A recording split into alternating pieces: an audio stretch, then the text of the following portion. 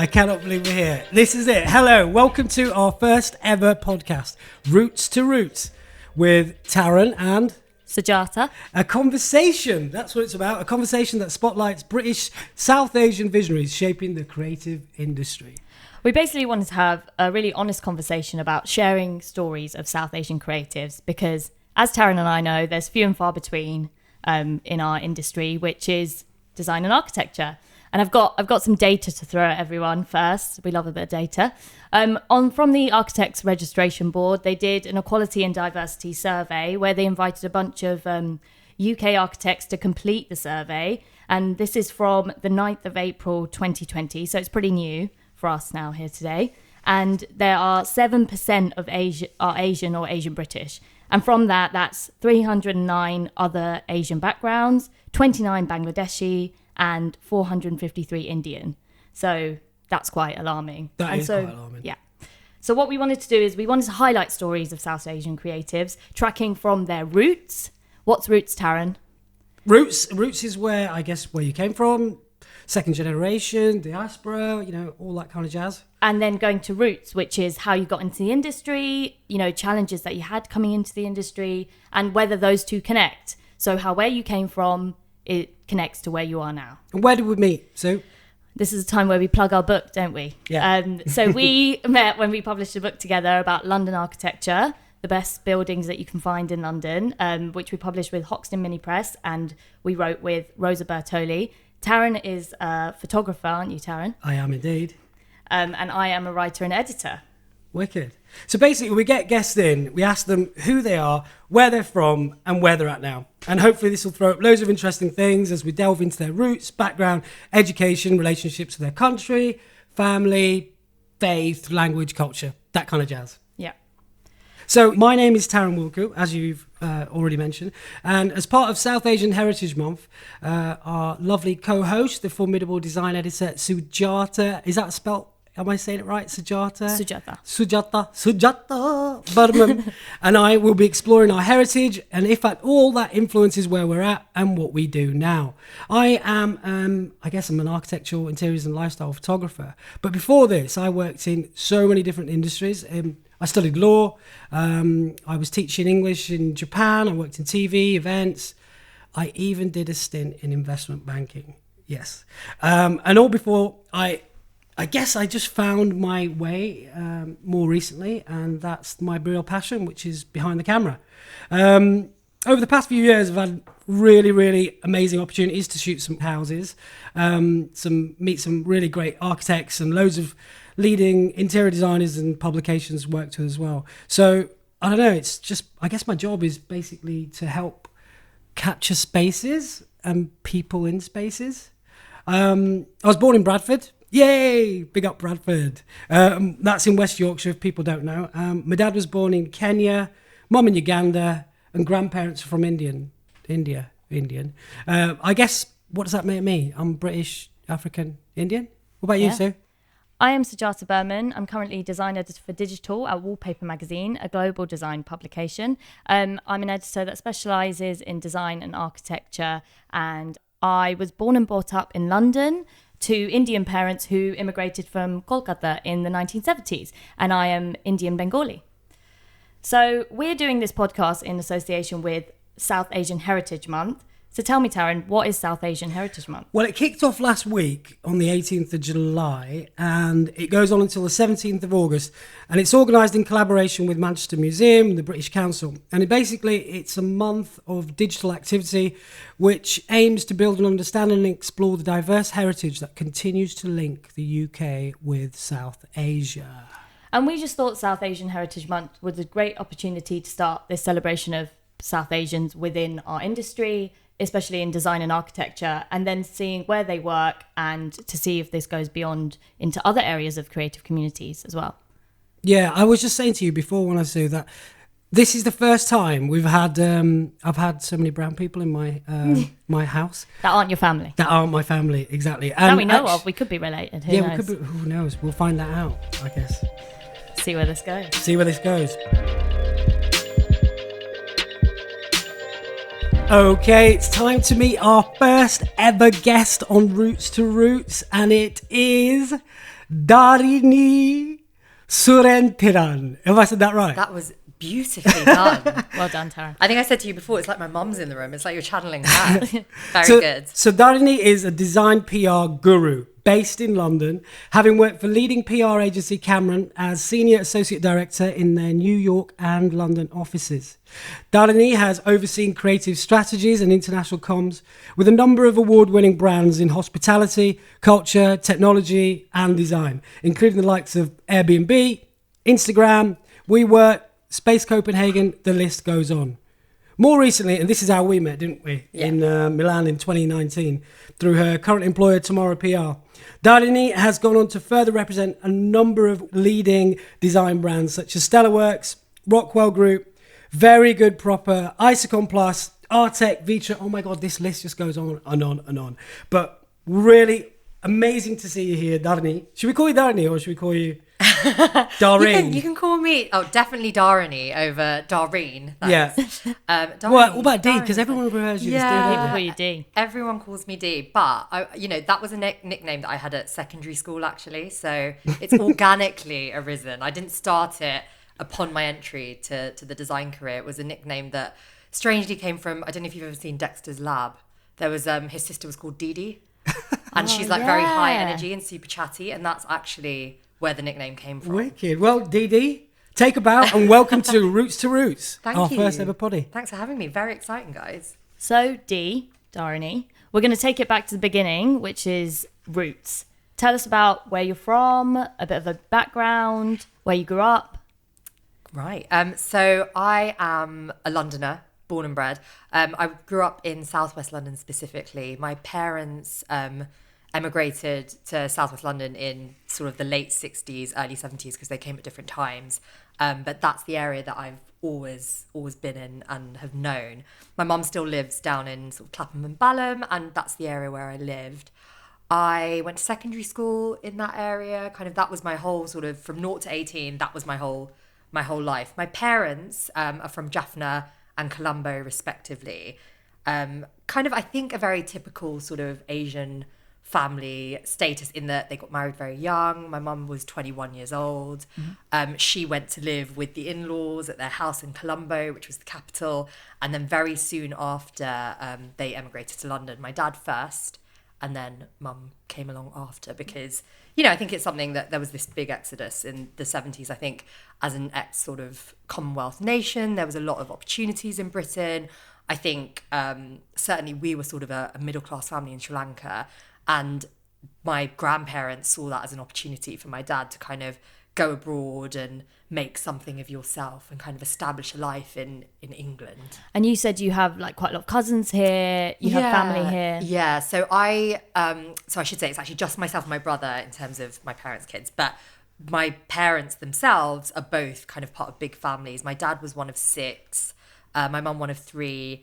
Each of those in turn have got, between 2 and 4 children. Big Asian family. Big Asian family. And Sri Lanka, most of my family actually ended up leaving, not only because of this, the side for opportunities, but also, the troubles were going on. There was a lot of civil unrest in Sri Lanka. And I think that it was just seen as an opportunity. So yes, lots of aunts and uncles and cousins in London. So growing up here, it never felt like it was just me and my brother, and we never sort of felt out of place because we had this big family network that we always were around and with. And I think what we chatted about before, which was interesting, is where you grew up and what kind of house you lived in. You said you grew up in a council flat. Tell us about that. Yeah, so I grew up in a council flat. I think my dad kind of was, a big dreamer and sort of had peaks and troughs in his life, shall we say, and buying property wasn't really high on his priority list.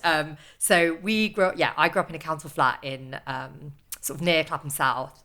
And, it was great, but it was I personally find different upbringing to some other sort of South Asians that I meet, particularly in London, because I think everyone was quite savvy to coming and buying property and things like that. So that, that having that start in life and then also being from an ethnic minority, let's say, I found was a bit harder, but I think it made me all the more determined. I went to what I think was a brilliant state school, Burntwood Girls' School in Southwest London, which actually just won the Reba Gold Medal because AHMM redesigned it, which is great for them because Nice. the teaching is excellent. But, you know, it's a big girls' school, sort of 300 girls in a year. And I was keen to kind of capitalise on all the facilities and the things that they had there. So yeah, I mean, my start in life, I don't think that, I wouldn't say necessarily, you know, I was given anything. I feel like I really had to work hard for it. Yeah.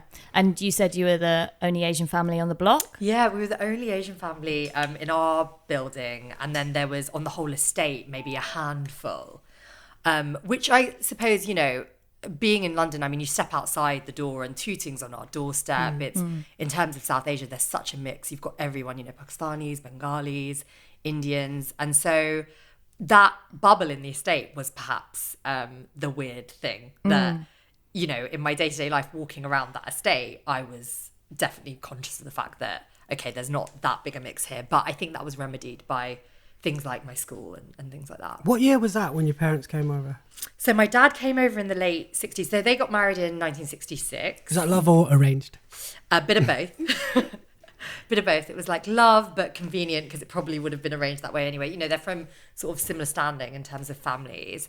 And my dad came over in the late 60s. He also had been in Moscow for a bit studying at a university. Part of his engineering Moscow? degree. Yeah. He speaks Russian? We've got these great... he said he spoke Russian, and then you'd be like, Dad, come on, speak some Russian. And you were just like, this is sketchy at best. But I think he forgot it sort of later on. But the college that he was at had sort of a partnership. And so he's got these great black and white photos where he's sort of, you know, in the full gear in Russia with sort of fur hats and the long coats. No way. And, you know, there's 2 Tamils and like a lineup of sort of, you know, white Russian men and women. That's so interesting. From the 60s. So yeah, he came over in the late 60s to London. He worked for Xerox for a bit. And then my mum came over shortly after, I think it was early 70s. And they'd always been in sort of the Clapham area. He continued to work in various sort of engineering roles throughout his life. My mum very much was sort of a stay-at-home mum, kind of look after the kids. Cook great kind food. Of cook amazing So who food. introduced them? I'm just trying to think like... So, The families knew each other, Oh, I basically. see. It's one of those. yeah. So What about yeah. you, Sue? What was your, like, what was your, like, upbringing in terms of, like, Asian families and stuff around? Well, my parents were the only ones of their family. Well, my dad and his brother immigrated in the late 70s, and it was just them two. Everyone else is back in Calcutta. My dad came over in the early 70s, and my parents got married in 1979, an arranged marriage. They met once.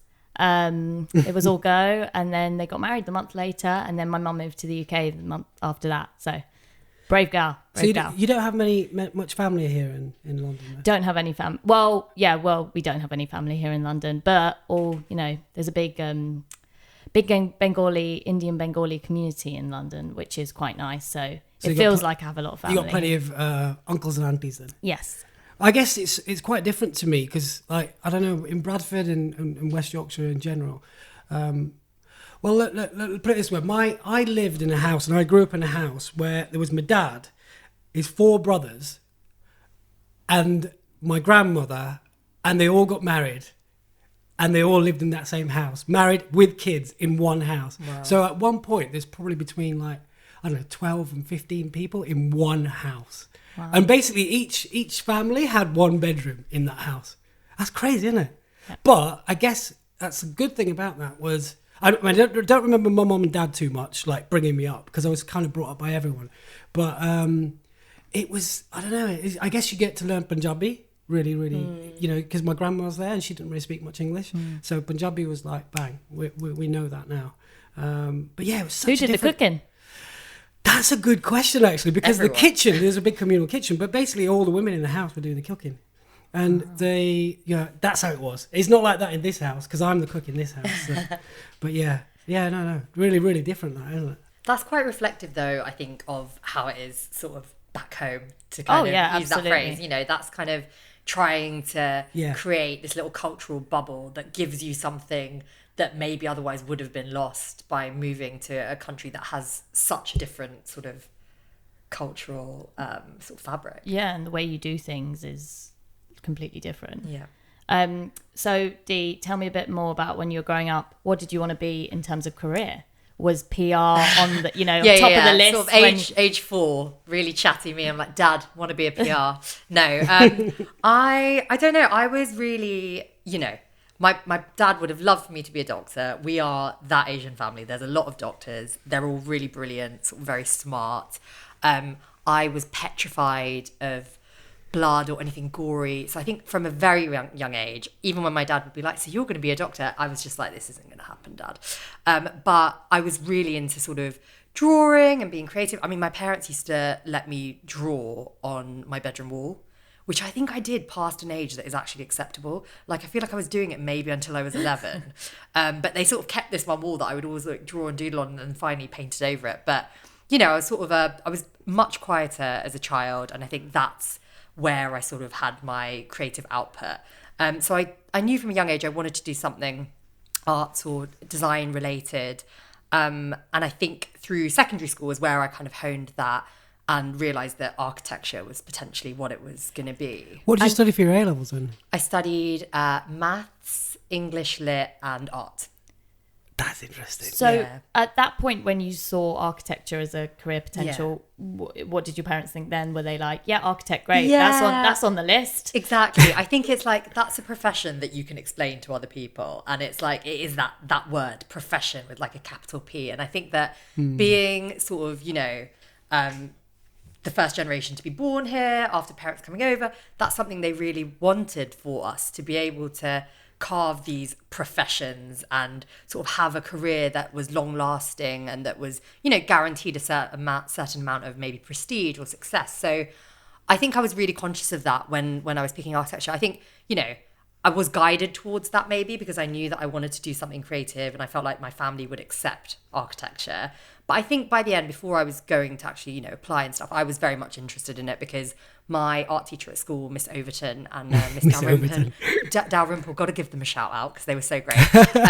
They really supported that. And, I remember them buying me architecture books specifically into the library so that I could read about it and things like that. So, that's what I ended up studying, although obviously not where I ended up. What about you, Sue? Did you, in terms of like your background and your sort of A-levels, did you always know that you wanted to be a journalist? It was more of I wanted to work in magazines, the glossy magazines. I was like, I want to be working on one of those, which turned out well. What glossy magazines were you reading back in them then? Well, it was always like reading all the Vogues and maybe like Teen Glamorous. Vogue. And I was reading Smash Hits. Well, I was thinking Smash Hits, FHM. Oh, Taran. Well, sorry, that was more boys, I guess. Yeah, not much reading involved there. Leave that up for Mum. Maybe like Cosmo.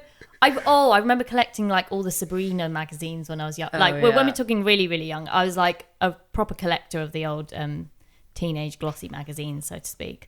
But I was quite open because I did English literature at university. Yeah. So for my parents' say, it was like an avenue. You could probably do law, or you could probably do teaching. You could probably do this, and then the journalism thing was kind of on the back burner, but in my mind, in a sense, because I didn't go into doing it like a journalism degree, so it was quite open. But I was definitely into the magazines and the writing, for sure. I studied design as one of my A-levels. I studied business studies and what was the other one? Politics. I was really interested in like US and UK politics, and I guess I really wanted to be a product designer. I guess interesting. Really at the beginning of it. However, coming from an Asian background, it's like, what is design? Right? It's like, what is art? What is design? My parents had no idea about that kind of stuff, and they wanted me to either be a lawyer, doctor, that kind of stereotypical type of job. So I thought, you know what I mean? Might as well just study law. It'll be a good one anyway to have in the bag, but. What was it like when you told your mum you were going from investment banking to architectural photography? Investment banking? I wasn't a banker though, I have to say. Or working in investment banking? I was working in investment banking. It was a very corporate environment. She was so happy that I was there. I was like, she could tell all of the family. She was like, dream. He's working at JP Morgan or, Morgan Stanley, Goldman Sachs. Bloody hell.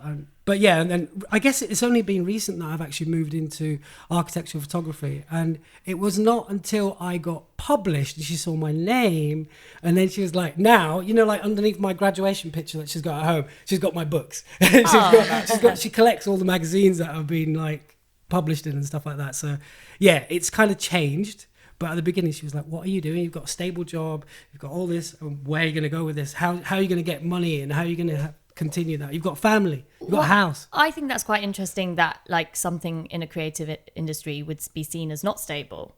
What for you, Dee? We were talking yesterday about how to explain PR to your parents, and you don't get the name in the magazine. I'm still trying to do that, because I think when I explained what I was doing, because they were really supportive to begin with, because I had, I graduated in 2008 with my BA, so your part 1 in architecture, and, there was a really bad recession. So the fact that I got an internship into PR and I kind of started going down that route, they were really supportive until it became very clear that this was going to become a career. And then, there was more of an interrogation. And I found it so hard to explain what I did. And my dad for ages would, and this is what I was saying to you, Sue, he'd just be opening papers and going, yes, I've read a story about the London Design Festival. Where is your name? Where is your name? Where is your name? And it's just like, no, I helped get the story in, Dad. So yeah, it was sort of, it took a while. And I think to your point, Sue, about the creative industries being perceived as not a stable career choice, I think it's just because it's so unusual. I think we're the first generation, really, we've come here and we're carving these roots in careers that are so wildly removed from what was our parents' day to day and what they understood to be, a sensible route. And then, you get a good job and you get married and you have the family and, that's it. Well, That's it wasn't life. really on the table. Exactly. It's like we're putting on the table for the first time. Exactly. Exactly. And so then, to our other point about, percentages of Asian creatives in the industry and all the rest of it, we're really carving the route here, which is why I think actually something like this podcast is so important, because for the next generation and for people that are at university or at school now, it's important to hear this stuff. It's totally possible, and you can do it. So you studied architecture, didn't you? Yes, I studied architecture. Where did you study that? Sheffield. Unpack Sheffield for us, please. Unpack Sheffield for you. Sheffield is a lovely town or city rather, in South Yorkshire. Yeah. Possibly the most friendly people on the planet. I loved Sheffield. I was very much set on going to a London university to study architecture. I was going to go to UCL, which is the Bartlett School of Architecture, which is sort of revered across the globe. It's a brilliant school of architecture, but it's high pressure, which, obviously leads to the high performance. And I got to the point where I realised I just thought it was a good time to get out of London. I was shockingly very shy until I was 18. Shut up. Yeah, I was so shy. Like, as in, I wouldn't even say a peep. Can you imagine? No. My mum's like, I wish we could just go back to those days. But I just thought it was a good time to kind of go out on my own. That's what university's for, I think. One of the things, if you're going to do it, it's also just not even about what you're studying. It's about going out there, being independent, standing on your own 2 feet. There's 11 years between my brother and I think that resulted in my mum being even more protective over me. I was really the baby of that family. And so even at, 18, if I was going somewhere, she'd be like, where are you going? What time are you coming back? Do you want your dad to pick you up? It was, really a lot of sort of, which is, when I came back after uni, I was like, can I get a lift? And it was always a no. So I didn't enjoy that while I could. But I just thought, it would be good to get up there. And Sheffield was great because it's a manageable sort of city. It's a really big student city. There's 2 universities there. Oh, there's Hallam and University. There's Hallam and the proper one. Sorry, that's a joke. Sheffield University, the other one. And it's 60,000 students or something. So it's a big percentage of the city. And I loved it. The course was great. I've made lifelong friends. Yorkshire tea is now my favourite tea. I was outraged when I got here that Taran as a Yorkshireman doesn't have Yorkshire tea. I'm a coffee drinker. Cheering for Bradford. Where's I know, Yorkshire I'm going tea? to get this. My sister lived down the road and she's just got Yorkshire tea. And every time she comes over, she's literally 5-minute walk away and she brings her own tea bags. Yeah, well, I'll do that next time. It was, Sheffield is diverse in a way. There's more Asian people than any other ethnic minority, but it's not as diverse as London. And on the course itself? And the course itself not diverse at all, really. I was one of a handful of people from other cultures. I think there was maybe one other South Asian and one person that was from a black family.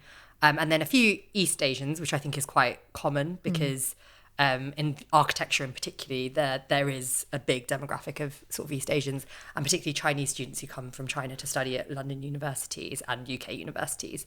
But no real diversity. Did you have to pay for your courses? Yes, I did, but not what students today pay. So I was the last group that paid, I think it was like less than £2,000 a year, whereas now they pay £9,000 a Mine year. was free back in the days. Oh, What about you, Sue? Free university. Oh, I was on the kind of £3,000 a year. Yeah. I still came out with 20 grand debt. Do you know what I mean? What were you spending that on? Yeah, exactly. Not books. Yeah, I feel sorry for the students today because I've finished paying my student loan, and I don't think that that's something that students today will manage really. Well, it's quite interesting. I think people will really consider whether they want to go to university Yeah. or not. And then I know in the South Asian community, university is seen as, A prestige thing. exactly, Yes. and it's seen as the where you're going to go to. It's going to be your route into what you're going to get into, Yeah. whether you like it or not. Yeah. I don't think there's much knowledge about apprenticeships and all of those things and like Yeah. internships. We've talked about your relationship with Sheffield. Yes. Let's go to the other big S in your life, Sri Lanka. Right. Tell us about your relationship with Sri Lanka. So my relationship with Sri Lanka is very much derived from my upbringing because as an adult, I've never been to Sri Lanka. So everything that I know of Sri Lanka was really born out of London and my family here. From the like British South Asian Yeah, experience, which exactly. is what we Yeah, are yeah. living and breathing. Exactly. I mean, we very much had a Sri Lankan household. My mum would wake up, my dad would go to work, she'd start cooking at like 7 a.m. every evening. There was, 6 or 7 different curries. I think food is really central to that relationship with Sri Lanka, actually, because food is not only just about, eating something tasty or sustenance. It's when the family would come together. We'd see cousins, aunts and uncles at the weekend. As kids, they actually feed you all on one plate. So you're fed by hand on one plate and you all sit around in a circle. So that's kind of, my relationship with Sri Lanka is food, music. My mum would play her sort of Sri Lankan film tapes or bhajans that were sort of related to Hinduism, which is the religion that I grew up with. And then we'd go to temples. So there was a Sri Lankan temple in Tooting, and then there was another one in Wimbledon. So we'd go to both of those temples a few times a month, once a week usually. And that's the full theatrics of a temple. So they have all the instruments that are, open fires, all the kind of gods are dressed in saris. Recreating the Exactly. kind of... Are they yeah. Sri Lankan temples? Like, is Yeah. it like a Sri Lankan community? It largely Sri Lankan community. Yeah, there was a temple in Balam, which was 5 minutes away from us, which was a Krishna-based temple, and that was more of a North Indian community. So, I mean, obviously you can go to, it's Hinduism. You go to any temple, but I think we were more steered towards the temples where there was a Tamil community, because then that's an extension of our network, and it's a way for the kids, again, to be immersed in that. Because I think, that really is what it is about. As much as it's our parents wanting to socialize with other Tamils or Sri Lankan people in this case, it was also ensuring that we had an understanding of where we came from and what it meant to be Sri Lankan and to be Tamil. And also with religion, for my mum particularly, I think she was really keen that we were immersed in Hinduism. Because you've never actually been, is that right? Never You've been to Sri Lanka. So growing up, some of my family might dispute this. They'll say, that's not what your dad thought. My dad, to us, was very kind of like, there was a lot going on politically in Sri Lanka. There was a lot of stuff happening between the Tamil Tigers and the Sri Lankan government. And I think growing up, he just didn't feel comfortable that we would be going and be put in that environment. And then later on in life, he did want to go. But then, as you both know, my father sadly passed away 5 years ago. So it's something that we've kind of put on the back burner. And because now I think it's this thing that's, to me, linked to him. So it's become this even more sort of emotional journey, shall we say. But I'm really, really keen to go. We've actually got some land in Sri Lanka. So Oh, wow. I Whereabouts? could give it all up and open a B&B in Jaffna. Oh, wow. So in the the northernmost. That's where your point. mum's from, isn't it? That's where my mum's from. Exactly. It's my mum's land. It's been in the family for, I think, 250 years or something. And she's the last person in the family to have a bit of land because her sister, it was all divided for dowry. Of course, yeah. And so her sister's land is gone and the other bit's gone, but we've still got this kind of small plot. So Maybe one day. Yeah, maybe one day. Well- I mean, I'm keen. Well, Taran, you said that you hadn't been to India, where your heritage is from, for a long time until recently, kind of in the last 10, 12, 15 years? So India and me are kind of, so it's an interesting, I mean, I first went when I was about 9 years old, to visit Punjab, but I guess, and I had went, maybe a couple of times now with my wife, and I went once just before that when I had a massive identity crisis, I guess. That's the one I was talking about. Yeah. So I guess, like I am married to a non-Indian, a Swiss girl, Celine, and it was quite difficult, I guess, for my mum in particular to accept that I was going to be marrying outside my culture. And I was like, look, Mum, I love being Indian. I am, I love the rituals. I love the color. I love the food. I am Indian. I speak Punjabi. But I've fallen in love with someone who is not from my culture, and she just could not accept it. And it was really, really quite an emotional time. And I remember going to a GP once in London, and just met Celine and stuff, and I just burst out crying. I literally just burst out crying, and he was like, "What's up?" And I was just like, "I've got loads of things going on in my head right now because my mum wants me to marry into my religion or my culture or even a brown person. Anyone would do, but I've fallen in love with someone else." And what I decided to do, because I didn't want to hurt my mum's feelings completely, I was like, do you know what? I'm going to go to India. I'm going to spend some time there without my parents and not go to any family home and just sort of discover the roots of what she's talking about in that sense. So I went off and kind of like a backpacking trip, but I went to work in a charity in Mumbai. And up in northern India as well. And I just spent like 2 months out there trying to find myself. But you know what? They can really tell that you're not from there. Totally tell that you're not from there. I still get that when I go to Calcutta, where my parents' house is. Yeah. I'm on a rickshaw and they shout, "Welcome to India." And I'm like, you're like, I'm brown. Cool guy. Yeah. I think it's the red hair. It's the red hair. So I don't know, but I came back and I realised that, I am British and I'm quite proud of that as well. And it was actually my grandmother who basically gave the green light. Interesting. And told my mum, look, we trust Darren, we trust him, his judgment, and let's meet her.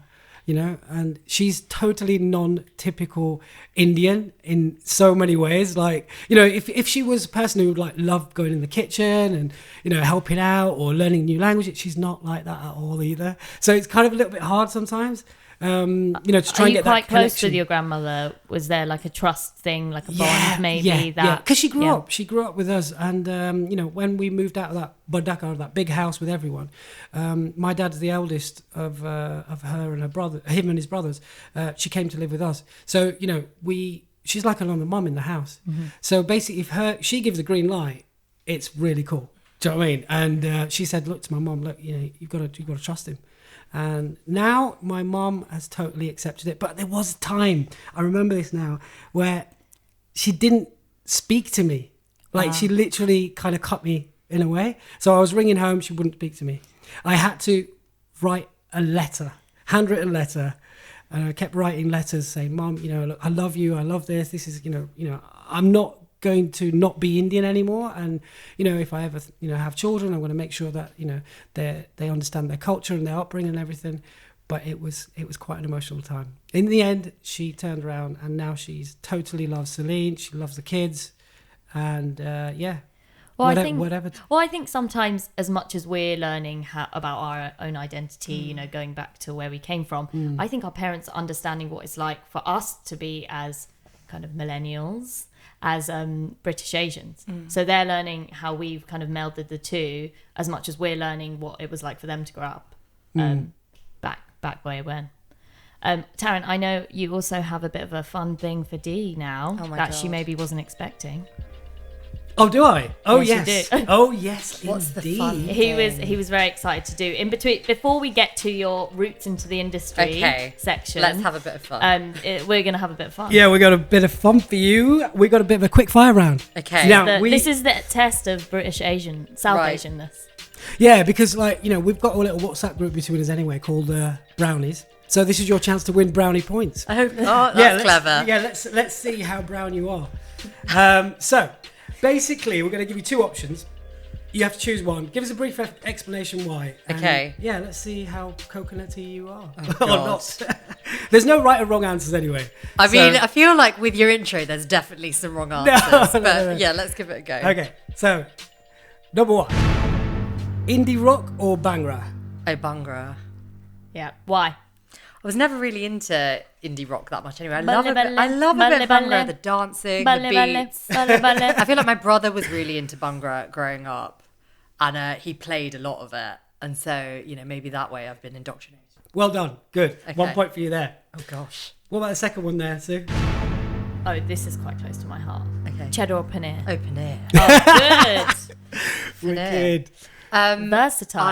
I love paneer. Actually, and paneer is not really a Sri Lankan thing at Interesting. all. Yeah. That's not a Sri Lankan curry. No. Sri Lankan curries is like we're talking about aubergine and Sambar. yeah, sambar. Oh, I love idlis, sambar. Dosa? Dosa. Oh my gosh. Deviled mutton curries. Oh, A lot of seafood. But paneer, very close to my heart, Great. definitely. Another point. Milkshake or lassi? Oh, milkshakes, those guys. What? I just had an epic milkshake from Five Guys the other day. Peanut butter milkshake, delightful. I mean, how often do you eat a lassi? Really? Come on, drink They're a lassi. quite rather. heavy. They are quite heavy, but come on, a mango lassi? My kids would take mango lassi all day long. Oh, so They actually sorry. make me make it all the time. So, on a weekly Do you make the basis. rose ones? I'm not too No, keen no, on no, Oh, forget the those rose ones. ones I like. Oh, gosh. See, I'm weird apparently. Does anyone know- what about faluda? Faluda. That's a lot. Faluda. Yeah, Yeah, that's a lot. That's They're a the heavy pudding. ones. Yeah, That's that's like a a- It is kind of like a pudding, Yeah. isn't it? Yeah. Next one, pattocks or Branston? You have to say, you can't say patter. Buttocks. Buttocks. Patak. Buttocks because I love lime pickle. Yeah, good one. Lime pickle. Yeah, Nimbo I just made some lime pickle during lockdown. Oh, wicked.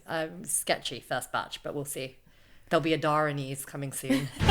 What about idli over sourdough bread? Oh, sourdough bread. I mean, I don't eat idlis that often. Okay. I can't. I love an idli, but there's a time and a place. Whereas sourdough bread, what are you doing at the weekends if you're not brunching?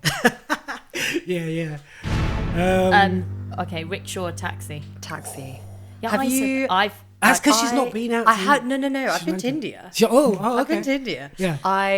When I went to India, we were in Varanasi, which is obviously, as a Hindu, that's like the ultimate place to go. It's like a very holy city, and we were there to scatter my dad's ashes. And I remember being in this rickshaw, and we were holding the ashes, and I was like, "This is going to end terribly for everyone. It's like life or death situation. Everyone's super chill. People are walking. There's motorbikes. Yeah. There's cows. Like that is not a cliche. That is India. Oh, it's yeah. 100 miles an hour. and Yeah. Everyone in the middle of the street just trying to get to where they want to go, and they don't care what you're driving. No. take it from someone who's had a rickshaw crash in you? India. You've had yeah. a rickshaw crash. I had to have all the tetanus injections, blow. Oh couldn't my walk. God. Yeah, Like, what? I'm glad you didn't on that moment. What happened? What happened in the crash? I mean, like, who were you with? And I just fell off the thing. oh, so you didn't crash into a car? Oh, we crashed into something, but then I fell off it. Okay. But Big fall. So yours, yeah, a taxi. taxi, yeah. Okay, next one. Come on, got the next Go. one. Yeah, arranged or love? I already know the answer. I love. I mean, I feel so. I live with my partner Sam, and I feel like if I said arranged, this would be a really confusing podcast. for That him would to be listen mixed to. messages. That would it? Yeah. Is Sam Sri Lankan? No, Sam is not Sri Lankan. Sam is. I was going to say Swam then. Sam is a quarter Filipino and then a mix, kind of British, English, Oh my gosh. Irish. And have your parents met him My mum has met him. Yes, during lockdown. during lockdown? During lockdown. Lucky D. Loving the time of coronavirus, you end up moving in together. She knew about him anyway, and she was supposed to meet him before, but we had to have like a socially distanced hello. I think at this stage, you talk about Taran. It's interesting what you went through with your mum. Yeah. I actually have quite a mixed family in terms of our generation because I'm the youngest of all of my cousins, and a lot of their kids have already kind of married into faith, into culture, different Yeah. cultures. There's a mix. So I'm rocking up late to the game here. So I think I was at the stage where my mum was just like, anyone. Just like anyone. Yeah, What yeah, about, yeah. we'd be out and she'd be like, what about that man? Yeah. So, No, Not that human. yeah. I think with with my mom as well. I don't want to like upset her or anything, but at the same time, I think it was the fact that I will be opening the floodgates. Yeah. I think that was the key for my mom. It was like, you are the eldest Wilhku in this whole family, and you've got so many cousins, and everyone looks up to you, and everyone's going to just do the same. And I was like, no, why would they do the same? Why But would if they- anything, I see that as a good thing Yeah, because exactly. you set the precedent for trust in that situation, and I think And it was making just it work. It's like going into the unknown. Yeah. Everyone gets a bit worried Totally. about going into the unknown. And my sisters both have married outside of Indian culture. So yeah, they've both got English. I think it's boyfriends. very, as we know, very normal byproduct of growing up somewhere that isn't India. But it may be less so up in Yorkshire. Maybe in London, I don't know. It might be different that. But up in Yorkshire, people do stick to their communities a bit more. Green Street or Carnaby Street? I mean, I want to. Oh, okay, Green Street. I mean, I don't really shop at Carnaby Street. I guess people. So I guess The it's very atmosphere's London better on centric. Green Street. No, okay, look, if we're going day-to-day shopping, then yes, something like Carnaby Street, of course. Yeah. I have a terrible shopping habit, but it's digital these days. Green Street, although, I still buy saris and, lengas or whatever, all the rest of it, because, we still have big, huge, crazy Asian weddings to attend. So Green Street occasionally. That's an on-the-fence answer. Okay. Ben Stokes or Kumar Sangakkara? I feel like Taran personally I put this call it, question it's like, in. look, for me, I don't know that many Sri Lankans apart from cricketers. Yeah. Or MIA. Yeah. DJ Nihao. Yeah. Romesh. I mean, that's a lot of Sri Lankans. Yeah, but I don't Tamils know are them. an ethnic minority. There's only 10 of us anyway. You've just named half. Okay. Yeah. So who is it? Stokes or Sangakkara? I feel like I've got to say Sangakkara, haven't I? Christmas or Diwali? Oh, Christmas. I mean, I love Diwali as much as the next person, but really, Christmas, come on. I want all the presents. I want the Fireworks? holiday. Food, fireworks. Food, yeah, What- but we still eat Sri Lankan food at Christmas. So only very recently did we start eating English food at Christmas because my mum's now on cooking strike. And So she's you like, do roasts now? So now we do roast, much to I think my mother's dismay. But we used to have one of my cousins, his birthday was on Christmas Day. So Christmas Day would be a huge gathering at their house, sort of like, 20, 25 family members. Again, all the women in the kitchen cooking like rice, curries, all the kind of Sri Lankan desserts afterwards, like payasam, halwa, all this sort of stuff. So Christmas in my mind is not so much about the food. It's just the family never used to come together like that on Diwali in the same way. Yeah. Well, let's tot this up then. Have you been totting up the... Oh, no, How- you how- have. how many- I was trusting Right, you two. let's good. 1, 2, 3. Basically, you've got 5 out of 10. So it's kind of representative of who you are, isn't it? I think I smashed that. I You think that's the smashed perfect it. You score. smashed it.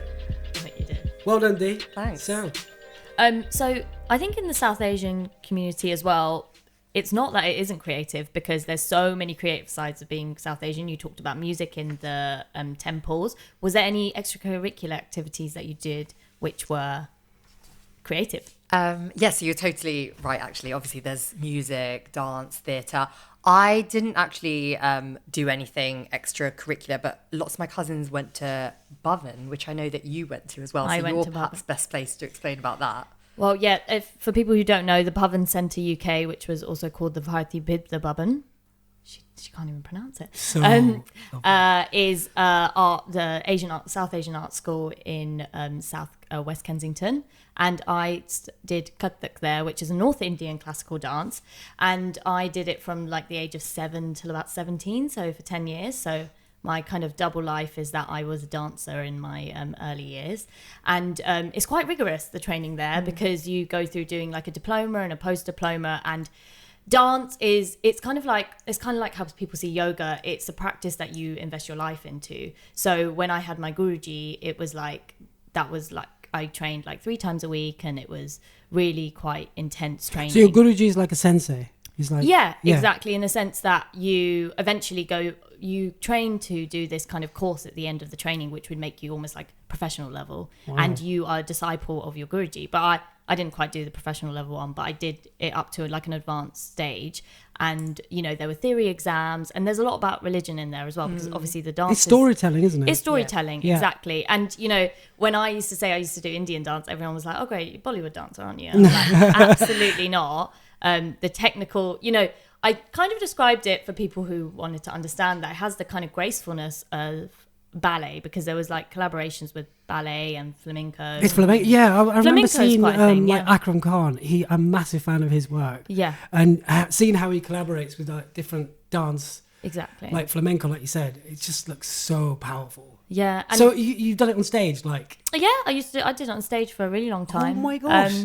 Have you seen her? No, Dee? did you ever do, because my cousin, one of my cousins is a Bharatanatyam dancer, and she ended up doing sort of like a recital which was kind of like a graduation of like, you've done this many years in training. That's the course that I was saying Right. that you do at the end, which is like a year intensive of all you do every day is dance, and you immerse yourself in the lifestyle. It's almost like becoming a yoga teacher. Like I keep describing it as like the yoga teacher thing, because I've had friends who have done it recently as Would well. your parents have accepted you to be a dancer then over like a normal professional job kind of thing? I think they would have been open to it. I was dancing on stage. We were dancing at events, but usually it was more for, I was dancing at the temple. I was dancing for those kind of things. I don't think there wasn't much money in it. So it was always going to be kind of on the hobby side. But I think they would have liked if I kind of carried it on. But I just saw if I was going to do it properly, I was going to be totally invested in it. And I know some dancers who have carried on to become teachers and do it professionally and kind of dance on stage still. But for me, I was all in and I really, really enjoyed it. But I think I don't know, it sounds like you still miss it a little bit, right? I do miss it. And I'm always like doing footwork in the kitchen every now and again. But, wow. But also it took a lot out of, like any dancer, my knees are cracking and, I have the repercussions of it. So I still feel it in the body. But maybe one day I'd like to go to India and do it. What about you, Taran? Any? I'm a Bhangra dancer, big time. I love dancing. You get up and do some. No, not now. We know Taran. Yeah, you know me. Yeah.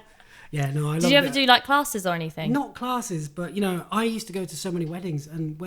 My mom used to give me like a quid, and like me and my cousins, like, here's a quid, go and be the first people on the dance floor, and bang, you're on there. But dancing away. I don't think you needed a quid. No, I you didn't. seem like you did it anyway. No, back then, it's like instilled. Go on that dance floor first of all. So as soon as I hear music and anything with a ding a ding a ding sound, I'm back on that dance floor. What about your Bengali? Do you speak it? I do speak Bengali. Yeah, because we don't have any family here. So whenever we used to go back to India, especially the older generation, if I wanted to communicate with them, it wouldn't have been in English because they can't speak English. So, I mean, when I go back to India, it's like when we take the mick out of your accent, Taran.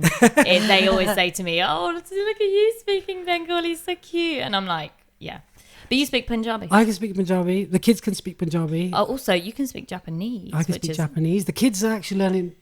One of my youngest is actually learning karate as well, so he can say 1 to 10 in Japanese. What about you? Can you say 1 to 10 in Tamil? I can. I'm not going to perform for you though. Oh, come on, just do it. Taran, if she's going to perform Tamil, you're doing Bhangra dancing. No, but look on 1 to 10. I learned. No one wants to listen to me say 1 to 10. I learnt Tamil more sort of in my adult years because my mum would speak to us in Tamil, but we would speak back in English. And my family growing up, it was definitely a mix of Tamil and English. Like the elders speak to you in Tamil, you speak back in English. Yeah, when I was like it was only after I left home and came back that I wanted this connection again. I think it was getting the independence that suddenly I was like, God, no, I want to know about my roots and my culture, my history more. And so then I was kind of forcing my mum to only speak to me in Tamil. So my Tamil's all right. Not worthy of the podcast, but it's okay. How do you say hello? At least that. Vanakkam. Vanakkam.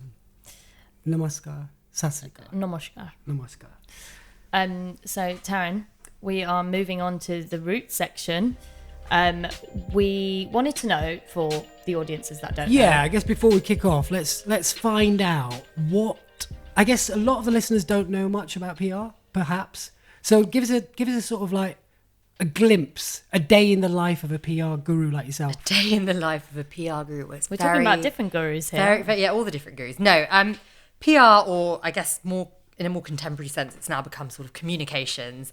It's essentially storytelling, which I know we talked about in terms of dance, but it's storytelling for brands at sort of a really high level in terms of, what is this brand or company? What does it stand for? And then the different narratives could be, I mean, particularly for what I do in design, is there a new product that the brand is launching? Is an architecture practice unveiling a new cultural building, or are they doing an installation, or a partnership with another brand? So it's in its basic element, it's storytelling. The end result in terms of PR and communications is obviously people reading about it and finding out about it through magazines, or increasingly in the digital age, it's websites like wallpaper.com or social media. It's all those different avenues. But before kind of disseminating it, I always think that actually the press contact and actually dealing with journalists and being able to tell those stories is really the last sort of 10%. There's so much more that goes into it.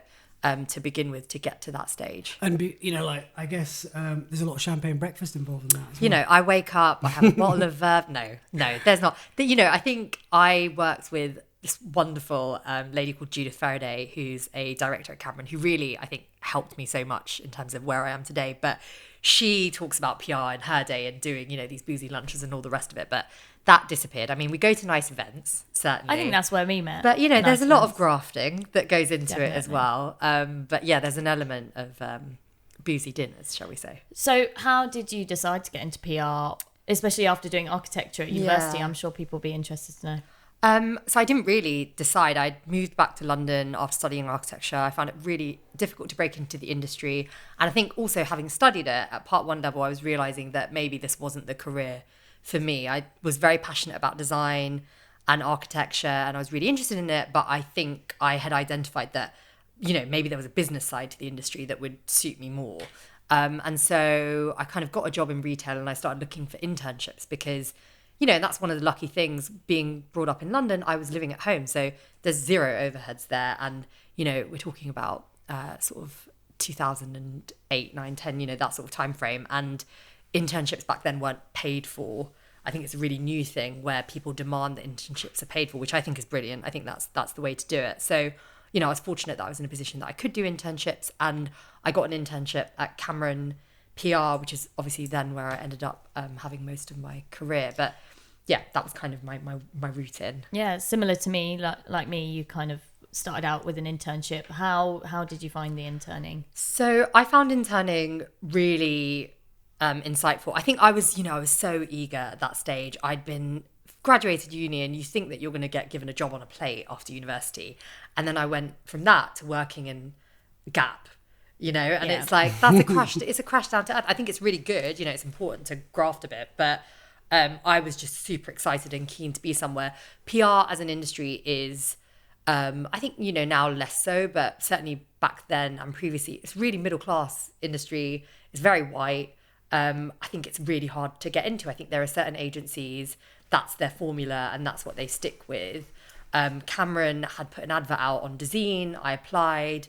They interviewed me and I got the internship and, that's how I got in. And I was just, so excited to actually have something that I really was holding on to it so tightly and trying to learn as much as possible. I think it's interesting what you say about it being kind of a middle class industry because I think a lot of the issues here with race, it comes hand in hand with class. And Yeah. I think you said for a while you didn't even mention to anyone that you lived in a council flat. Yeah, I think, I've got this accent that you can hear and I think people really make assumptions about what my upbringing is and they're just like, oh, you're clearly, you're posh and you're really quite well to do. You don't Especially- sound like you're from a You council don't sound like estate. you're from a council estate. And Especially like me where we were in internships where you didn't get paid and I Yeah. think people assume that, you Yeah. might know someone that knows someone and then, you obviously are fine Exactly. and well off. And so I didn't mention for a few years that I grew up in a council estate. And I think that's something that I've really reconciled. I think I was almost ashamed of where I'd come from. And, I will say, I had a great childhood and upbringing. My parents, it was a really warm family home. There was nothing really negative about growing up other than the fact that it's a council estate and there's a taboo around that. There's a connotation, And so, but- and so I didn't mention it. And then, so, once I was kind of comfortable in my career, it was definitely something that I started to bring up more. And certainly once I had a position in the company where what I said could help recruitment, I was really vocal about, recruiting from sort of all walks of life. Did that make you, coming from a working sort of class background and then entering this white middle class, fully female industry, did that give you any sort of feelings of imposter syndrome or anything like that? Because it certainly did for me. Yeah, I think once I'd got the job, so I did this internship at Cameron. They didn't have a job for me straight away. So I went away for a bit and worked somewhere else in PR for a bit and then came back. And once they had hired me, I always, for my first year, I was constantly felt like I was going to lose my job. And I don't know why. Thinking about it now, it's like I was doing my job and I was doing it correctly. I don't know if that's a feeling maybe everyone has when they're starting out in their career. But I think it was added to by the fact that I certainly felt in the start of my career, I'm not like everybody else here. But I will say, the friends that I made at Cameron in my first year, I think I was saying to you, I've been to like 5 weddings and, we're really close-knit group of friends. So it wasn't that anyone else was making me feel like that. I think that was something that was coming from me specifically. I kind of get that feeling because I think for me, because my parents had no idea what I was going into, I didn't have like a mentor from my parents being like, you do it like this and then you do this. Obviously, in a level of professionalism, you act in a certain way and you can get guidance from your parents. But from my parents, it was like, well, we don't know what you're going into, so you're going in blind. No one really who I knew was in the industry either. So I was going in blind. So I was a bit like you, like, oh, could it go wrong at this second? Yeah. I was doing it all for myself.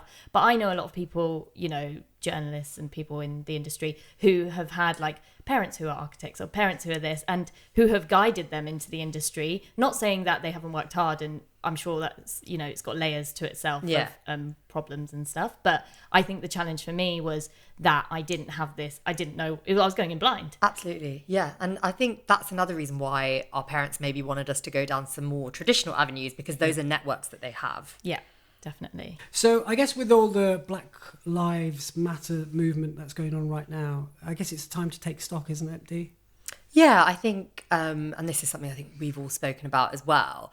I think I've realised, you know, I've had my way into the industry and now I'm in a super senior role and I can have an effect and an impact on, you know, recruitment. I've built a network, and I think it is important to kind of, you know, give back and ensure that other people that are in my position that was, you know, 10 years ago, and same with you, Sue, that we're kind of vocal and kind of present in the industry and ensuring that we're saying it's important to hire diversely. And things like that. And I think that, you know, in all honesty, I don't think that's something necessarily that I was that vocal about in my last role. But the whole BLM movement has made me think more about what I have been actively doing. I mean, on your like PR sort of trips and when you meet other people like in Milan and stuff like that, there's not many Asians out there, is there? No, there really, really isn't. I think Sue and I, that's kind of one of the very first conversations we had when we met in the industry. Definitely. Because we think we met at an event. And I'm sure it was one of the early conversations that we had, that we hadn't met anyone else that was South Asian. Or, I also you know. think before that, I got an email from you in my inbox, and it, you know, it makes me very excited when I see a South Asian name. And I was like, oh my gosh, South Asian woman working at Cameron PR. And I think I first got like a bit of that kind of giddiness, and then we met, and then it was love at first sight. Yeah, obviously. I think what you're saying about now taking your experience and mentoring on from that kind of links to what we were saying about how we didn't get the mentorship from, like, you know, our parents or people that we knew in our communities and stuff. So what would you say your kind of tips for the next generation of South Asians wanting to move into the creative industry would be? I think internships, definitely. I mean, see, that's worked for both of us, and I still think that that's a really important thing to do. I don't think you should be doing an internship for free in this day and age. I think everyone should be paying their interns, and I think that largely in the industry, that is kind of the benchmark now. I think certainly design, in terms of the side that we are, architecture, interiors, product. I know fashion it's a whole other thing, but for where we're at, paid internships, I think, are always a good route in. Also because it lets you go and experience something without having the commitment of a full-blown career. You know, you can hop around, do a few internships, figure out what you're into, what do you like. And then I think also reaching out to people. I think there's two sides to that. I think sometimes you get these blanket emails that have clearly been sent to like 100 people. And I can understand being really eager and wanting to kind of get into the industry and find out. But I think doing your research and finding companies that you think actually resonate with you, or there's something there that, you know, maybe you've looked at Taran's website and you want to, you know, try photography and, you know, you like particularly the style of work he's doing. I think sending personal notes to people is a good route in. I think if I got an email from someone that was personalized and a bit about them, and if they wanted a coffee, I would totally make time for that. I think Instagram's been a really important tool on that as well. I've had a lot of DMs to me of people wanting to do internships with me and like come and join me on a shoot, and I've actually hired assistants that way as well, so it's really good. One of the other things that, I mean, like me as an architectural photographer, I am literally I think I am the only Asian architectural interiors photographer recognised in the UK. South Asian, yeah, in the UK. Because, you know, we've got a network of people through the Mass Collective and the Zoomed In Festival recently, we were talking about it as well. And there's just nobody out there. There's nobody out there. And I'm just thinking, why? Why is that the case?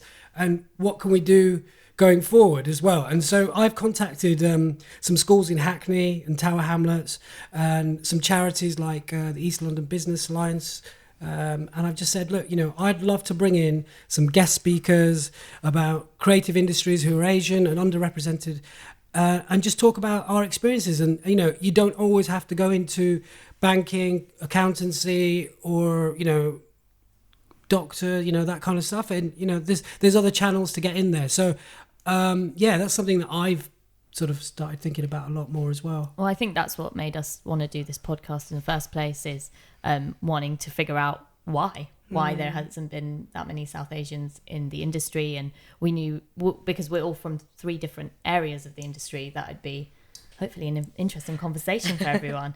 I know Taran had one more question for you. Dee? Yeah, I guess, Dharine, what does the future lie for you? I mean, what's next on the horizon? So you're now at Tomorrow PR? Yeah, so I'm currently... Other than going to Sri Lanka soon. Yeah, other than going to Sri Lanka ASAP as soon as we finish recording. Yeah.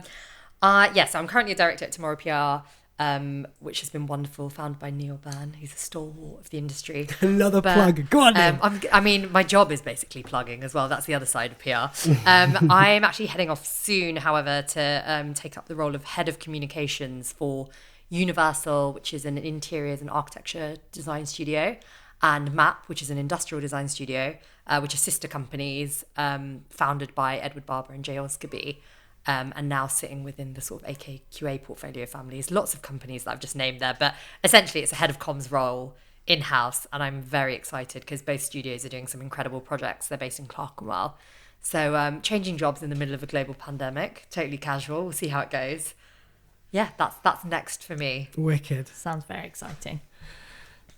So, Sue, what do you think we've learned from this chat today? I think Anything we've new? learned a lot. We've learned that you do Bhangra dancing. Yes. Which we're hopefully going to see And you were a next. professional Kathak.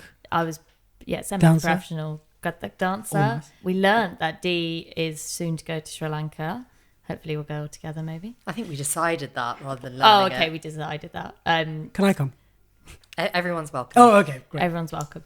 No, I think what we learned is that definitely, where you come from connects to where you are now. I think it's interesting, Dee, that you maybe later on in life, after you came back from university, wanted to discover your identity even more in terms of, because that's when we all grow up, isn't it? After university, when we're like 21. So I think growing up, it's always like what I like to call to Taran double lives, where you're like trying to figure out who you are, in your school life, probably with friends that aren't similar to you, and then also figuring out your relationship with your parents, which is always quite complex. So I think it does weave into what you do, because it kind of, goes hand in hand, because after university, you kind of have to figure out what you want to do with your life. And I think that's always going to be an important connection. And Dharine, if people wanted to get in touch with you, or even if they wanted to learn about your industry a bit more, or become, I don't know, an intern with you or something, is there any way they can contact you? So you can try my Instagram, which is @Dharine. I'm a very... Should we spell that out? Yeah. Because, Taran couldn't even pronounce it. Yeah. So it's @Dharine, which is DHARINE. Great. And thank you for being our favourite first guest. Favourite first guest. Oh my gosh, Yeah. big clap. Thanks for Big having clap. me. Thanks everyone for listening to the first Roots to Roots podcast. If you want to get in touch with us, we've created a Gmail account. We'd love to hear what you think of the conversation. If you want to hear anything else from us, this is kind of a pilot episode that we're putting out there, and just want feedback. So what's the email address? Tom? Yeah, so if you've got any questions or anything, just drop us a line. We are at Roots to Roots. That's Roots to Roots, ROOTSTO Roots, ROUTES UK, all one word, at gmail.com. Roots to Root UK at gmail.com. Hope you've enjoyed the show, and ta-ra! Bye.